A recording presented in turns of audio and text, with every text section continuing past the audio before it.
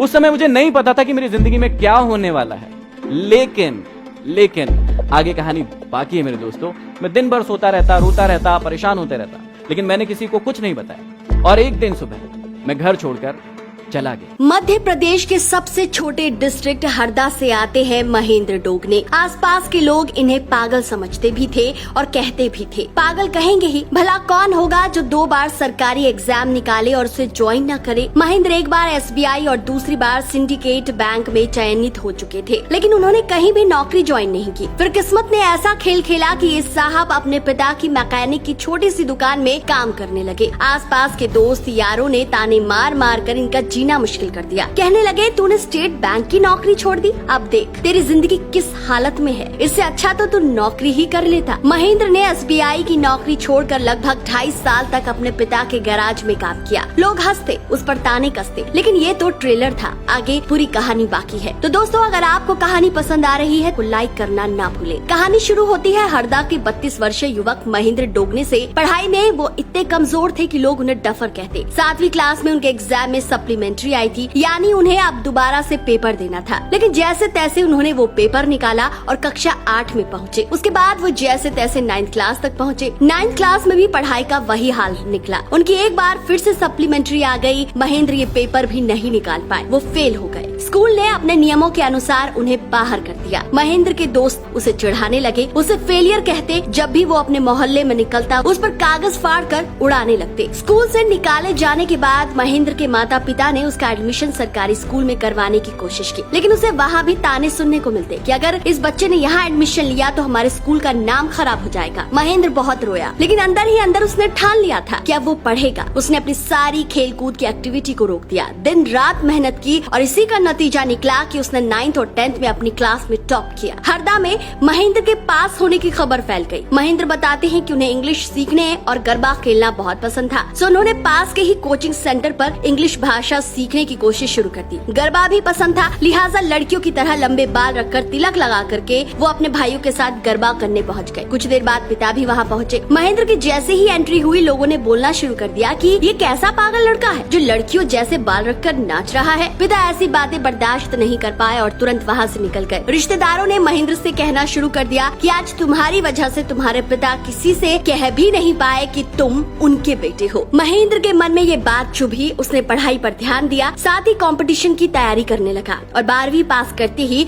उसका SBI में clerk की पोस्ट पर सिलेक्शन हो गया। घर वाले बहुत खुश थे, लेकिन महेंद्र ने नौकरी ज्वाइन नहीं की। लोगों ने पागल कहना शुरू कर दिया। उसी कोचिंग में जहां महेंद्र ने बैंकिंग की तैयारी की थी, उसी कोचिंग में टॉप बच्चों को मोटिवेशनल क्लास मिलने वाली थी। महेंद्र भी उसमें शामिल थे, लेकिन टीचर ने क्लास शुरू होने से पहले ही उन्हें वहाँ से निकाल दिया। उन्हें बहुत बुरा लगा, वो बहुत रोए और अचानक एक दिन घर से बाहर चले गए। 1 साल तक वो घर ही नहीं आए। उन्हें समझ ही नहीं आ रहा था कि उनके साथ ही ऐसा क्यों हो रहा है। बाहर जाकर उन्हें असली दुनिया का पता चला। उन्होंने एक गैराज में काम किया और कुछ ही दिनों में उनकी हालत बहुत खराब हो गई। उन्होंने सोचा कि क्यों ना आप घर चला जाए। वो घर गए, परिवार खुश हुआ। उन्होंने पिता के साथ ही गैराज में काम करना शुरू कर दिया। करीब 2.5 साल काम करने के बाद उनकी किसी बात पर पिता से बहस हो गई। वो एक बार फिर घर से बाहर निकल गए। 1 साल एग्जाम की तैयारी की और अब की बार उन्हें सिंडिकेट बैंक का जॉब ऑफर आया, लेकिन उन्होंने उससे भी ठुकरा दिया। अब तो दुनिया की नजर में वो पागल के साथ बेवकूफ भी थे।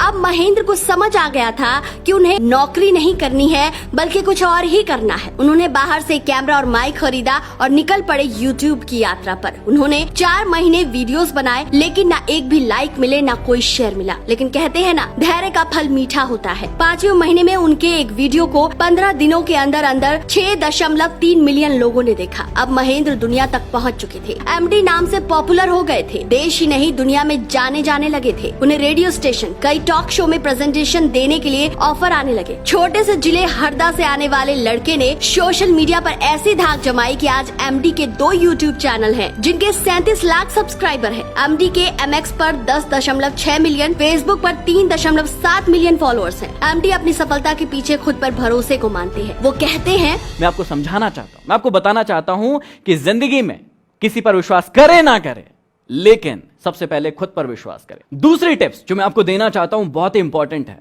अपने आप को कभी भी सस्ते में मत बिकने दीजिए। कई बार ऐसा होता है कि हम अपनी जिंदगी में जब एम बनाने के लिए बैठते हैं तो छोटे छोटे से एम बना लेते हैं, सोचते हैं कि ये भी हम कर पाएंगे या नहीं, खुद पर विश्वास नहीं होता है। दोस्तों, मैं आपको समझाना चाहता हूं कि अपने आप को और अपने सपनों को कभी भी लिमिटेड मत कीजिए, उन्हें बड़ा बनाइए और अपने आप को कभी भी सस्ते में मत बिकने दीजिए। और तीसरी और सबसे इंपॉर्टेंट चीज, हमेशा याद रखना, बड़ा नौकर बनने से अच्छा है छोटा मालिक बन जाना। हमेशा खुश रहोगे। तो देखा दोस्तों, एमडी उर्फ महेंद्र डोगने को अपनी मंजिल तो मिल गई। आप कब शुरू कर रहे हैं?